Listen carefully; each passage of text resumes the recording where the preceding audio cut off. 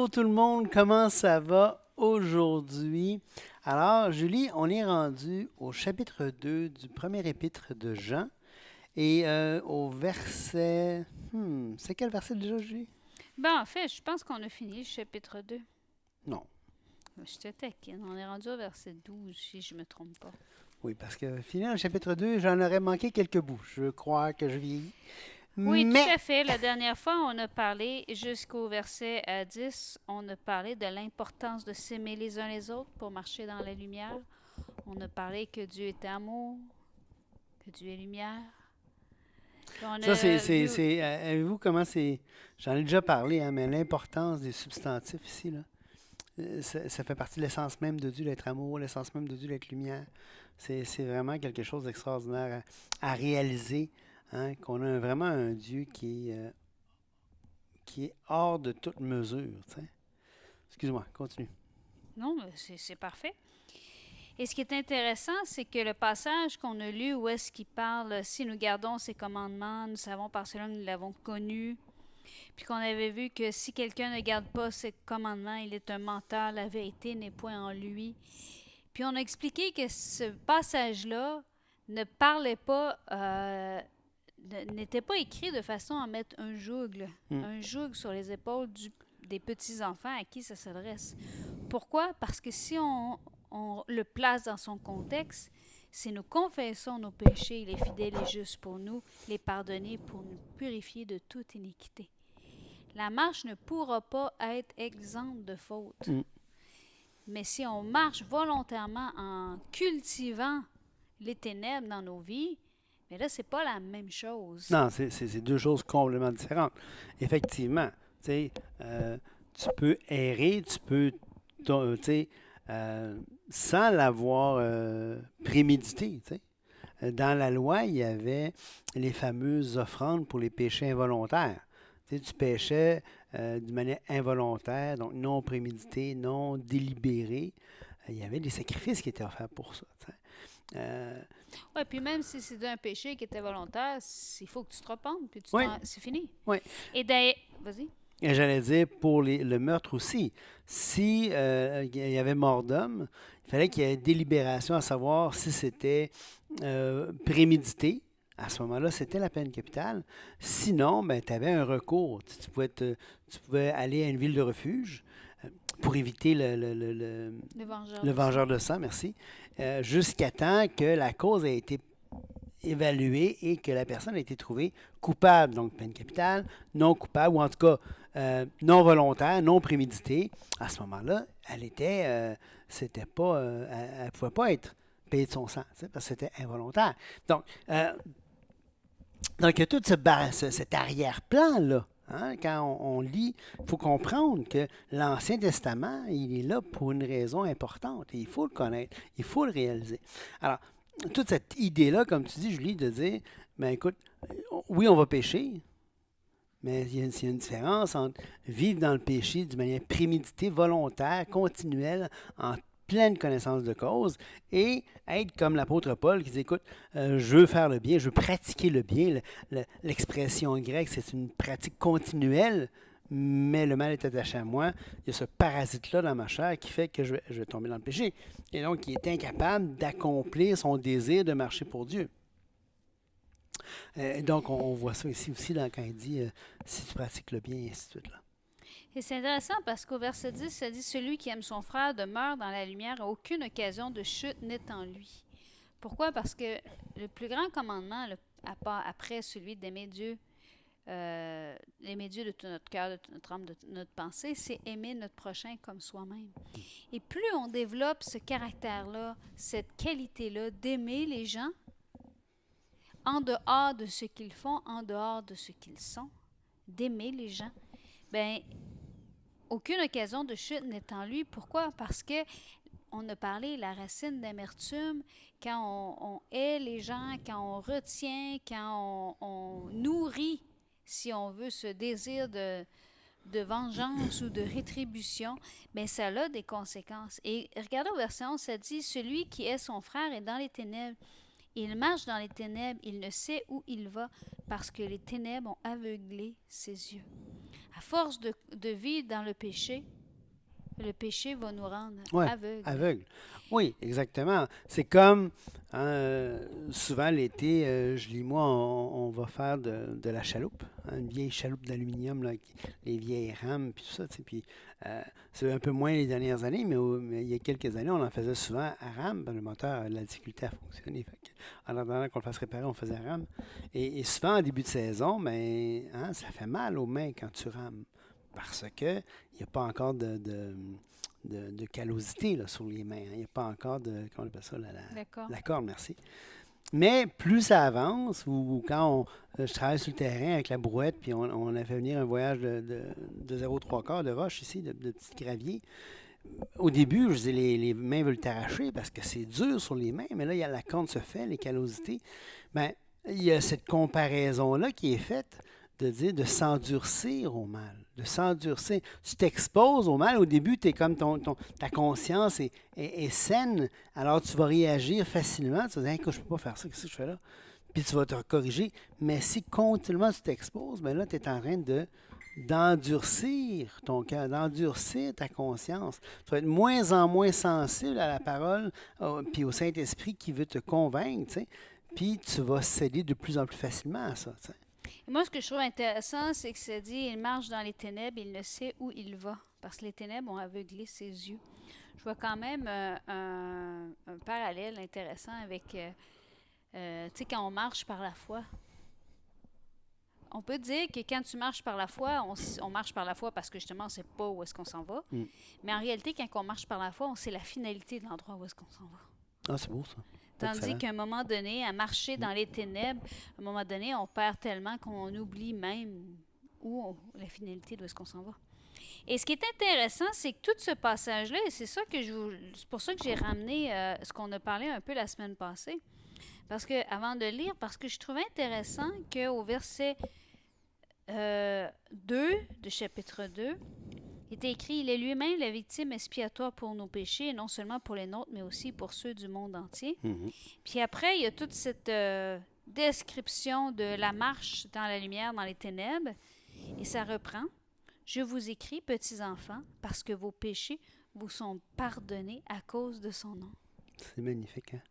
Ça rappelle vraiment l'essence même de notre message, le pardon, la croix, le vacoli. Pas un pardon gratuit, dans le sens, il est gratuit pour nous. Il a coûté cher à Dieu. Ouais. Puis, et c'est ce qu'il dit au verset 12 ici. Donc, je vous écris, petits enfants, parce que vos péchés vous sont pardonnés à cause de son nom. Donc, justement, à cause du prix payé, à cause du nom de Christ, du précieux nom de Christ. Et il reprend l'essentiel de l'Évangile dans ces quelques versets-là. Moi, je trouve ça extraordinaire. Tu peux continuer à lire. Je vous écris, Père, parce que vous avez connu celui qui, dès le commencement, celui qui est dès le commencement. Je vous écris, jeunes gens, parce que vous avez vaincu le malin. Je vous écris, petits enfants, parce que vous avez connu le Père. Je vous ai écrit, Père, parce que vous avez connu celui qui est dès le commencement. Je vous ai écrit, jeunes gens, parce que vous êtes forts et que la parole de Dieu demeure en vous et que vous avez vaincu le malin. Alors là, moi, ce que j'aime dans ça ici, là, dans ces de 12 à 14, une des choses que j'ai toujours aimé, c'est que Jean, il ne s'adresse pas seulement aux pères, c'est-à-dire aux gens qui sont plus âgés dans la foi, qui ont l'expérience de la parole, qui sont probablement devenus des maîtres dans la parole de Dieu. Tu sais. Il va aussi s'adresser aux jeunes gens. Donc, c'est pas des nouveaux, c'est pas des enfants, c'est pas des bébés. Probablement des jeunes adultes. Soit physiquement ou dans la foi, des gens qui sont des jeunes adultes dans la foi. Et il va s'adresser aux enfants. Peut-être aux enfants, aux vrais enfants, aux flots, aux petits, ou aux enfants dans la foi. Hein? Mais il s'adresse à tout le monde. Et ça, je trouve ça vraiment gentil. C'est ça. C'est intéressant de voir qu'il alterne ses petits-enfants par jeunes gens, petits-enfants par jeunes gens. Donc vraiment pour essayer de peut-être garder tout son auditeur, tous ses auditeurs alertes. Oui, c'est ça. Il s'adresse à tout le monde. Puis il y en a pour tout le monde. Il y a une note ici en marge que l'expression petits-enfants peut désigner les enfants de Dieu en général. C'est peut-être le cas, ou c'est peut-être justement pour faire une distinction au sein même de son lectorat. Oui, peut-être que c'est les petits. Moi, je le lisais comme les petits-enfants. On est tous petits-enfants parce qu'on dès qu'on a mis notre confiance en Jésus-Christ, puis qu'on a été placé en Jésus-Christ. Ouais. Mais que quand on mature, on devient des jeunes gens, puis quand on mature encore, ben on devient des pères. Oui, c'est ça, effectivement. Moi, c'est dans ce sens-là aussi que je le vois, ce genre de spectre, tu sais, de spectre de maturité dans le Seigneur. Il s'adresse à tout le monde. Tu sais. Mais à quelque part, ce qui s'adresse aux petits-enfants s'adresse à tout le monde. Oui, parce que exactement. Parce que tout le monde a été pardonné à cause de son nom. Puis si on est petits-enfants, c'est parce qu'on a connu le Père. Pourquoi? Parce que Jésus est venu Ouais. nous révéler le Père. Puis ensuite, je vous écris, jeunes gens, parce que vous avez vaincu le malin. Parce que quand tu matures dans la foi, tu commences à t'apprends à dire non. Tu apprends à faire la différence entre le bien et le mal. Donc, à chaque fois que tu réponds à l'ennemi, à la tentation, avec la parole de Dieu et que tu résistes à la tentation, ben tu sacs une claque au malin. Et après ça, ça dit parce que vous êtes forts et que la parole de Dieu demeure en vous et que vous avez vaincu le malin. C'est comme si je vois que les jeunes gens, c'est ceux qui se nourrissent de la parole de Dieu, qui parce qu'ils se nourrissent de la parole de Dieu, sont capables de dire non à l'ennemi. Puis à chaque fois que l'ennemi voit un enfant, un petit enfant qui est en train de devenir un jeune gens dans la foi, ben ça lui, ça sac une volée, en bon québécois. Et ce que je trouve intéressant pour les pères, c'est qu'il dit deux fois la même chose. Vous avez connu celui qui est dès le commencement, c'est au verset 13. Puis au verset 14, vous avez connu celui qui est dès le commencement. C'est comme s'il veut rappeler au père. Et je me dis que Jean, quand il s'adresse au père, c'est probablement ceux qui ont vu Jésus-Christ. Ça a du sens. Ça a du sens parce que là, ici, il dit quoi? Vous avez connu dès le commencement. Donc, c'est les témoins Celui qui oculaires. est dès le Ah, commencement. c'est celui qui est dès le commencement. Ça veut dire qu'ils ont connu Ouais. Christ, mais Jean a commencé en disant ce qui était dès le commencement. Oui. Donc, il rappelle comme au Père, vous l'avez connu, celui qui était dès le commencement. Ça fait du sens. Puis dans l'idée que Jean expose au commencement était la parole et la parole était avec Dieu et qui place vraiment Jésus comme positionnel dès le commencement Oui. du monde. Puis ce qui est intéressant, c'est que l'évangile de Jean part du commencement et regarde en arrière, au passé du commencement. Et tandis que l'épître de Jean part du commencement et regarde en avant. Donc, il y a deux, c'est comme si l'un complète l'autre. Peu importe si on prend ici le verset 1 comme étant le commencement, donc la création comme dans Jean 1, ou le commencement de l'Évangile, le commencement de donc Matthieu 1, OK? Dans le sens le début de l'Évangile, ce qui pourrait être aussi faire certains commentateurs de mémoire là, voient le commencement comme étant, certains vont dire soit le même commencement que dans Jean 1, ça veut dire la création. D'autres vont dire, ben écoute, ça peut être aussi le commencement du pèlerinage, du ministère terrestre de Christ hein, parmi les êtres humains. Donc, et au moment, dès le moment où est-ce que Jean va interagir avec la parole incarnée. Et c'est intéressant parce que, bon, je regarde le lien avec, dans la marge, là, toujours avec l'idée du dès le commencement. Et ça nous rappelle encore, ça nous ramène à un autre livre de l'apôtre Jean, c'est-à-dire l'Apocalypse, quand ça dit « Je suis l'alpha et l'oméga, le premier, le dernier, le commencement et la fin ». Donc, on voit vraiment que Jean met l'emphase sur le fait que vous avez connu celui qui était dès le commencement. Il met l'emphase sur Jésus qui était dès le commencement. Oui, qui est le début et la fin. Le début, que ce soit de la création ou que ce soit de la nouvelle création, il est en tout le premier, comme on va dire dans Colossiens. T'sais. À la fin, il est en tout le premier. Donc, c'est ça. Donc, sur ce, je pense qu'on pourrait terminer là-dessus. On a quand même vu beaucoup de choses aujourd'hui en revenant sur une partie qu'on avait vue la semaine passée, mais quand même des perles pour notre marche. De se rappeler que c'est important la façon dont on marche. Est-ce qu'on marche dans la lumière? Est-ce qu'on marche dans les ténèbres?